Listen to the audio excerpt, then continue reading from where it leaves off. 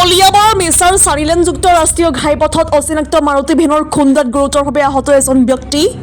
আহত ব্যক্তিজনৰ নাম তৰুণ মেধি, বয়স ৩৬ বছৰ বুলি জানিব পৰা গৈছে। ঘটনা সংঘটিত কৰি পলায়ন কৰি নগাঁৱৰ দিশৰ পৰা কলিয়াবৰ দিশত গৈ থকা এখন অচিনাক্ত মাৰুতি ভেন ৰাস্তা পাৰ হ'ব খোজোতেই ঘটনা সংঘটিত হয়।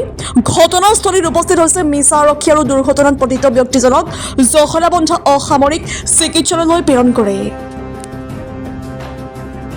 দাদা কি হৈছিলে ঘটনাটো দেখিছিলে?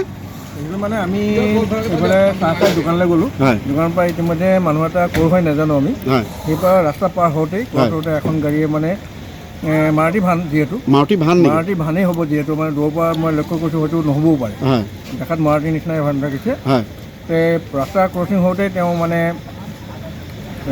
মাৰি থৈ ছাইডত মাৰি থৈ তেওঁ গুচি গ'ল গাড়ীখন। গাড়ীখন ক'ৰ পৰা আহিছে, কোন ফালৰ পৰা আহিছিলে? গাড়ীখন নগাঁৱৰ ফালৰ পৰা আহিছে। নগাঁও ফালৰ পৰা কলিয়াবৰ ফালে গৈ আছিলে।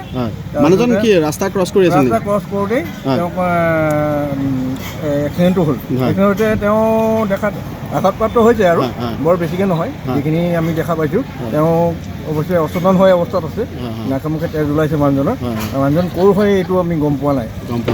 আৰক্ষী আহিছিল, তততে সেইখিনি বাৰু আনজিঅ'টো আহিলে, লগতে আহি কিনি তেওঁ লগে লগে কুইক একশ্যন হৈছে, তেওঁক জখলাবন্ধালৈকে লৈ গ'ল।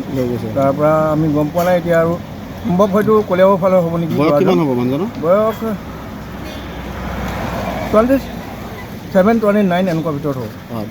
ডেকা ল'ৰাই দেখাত লাগিছে আৰু সিমানখিনিয়ে।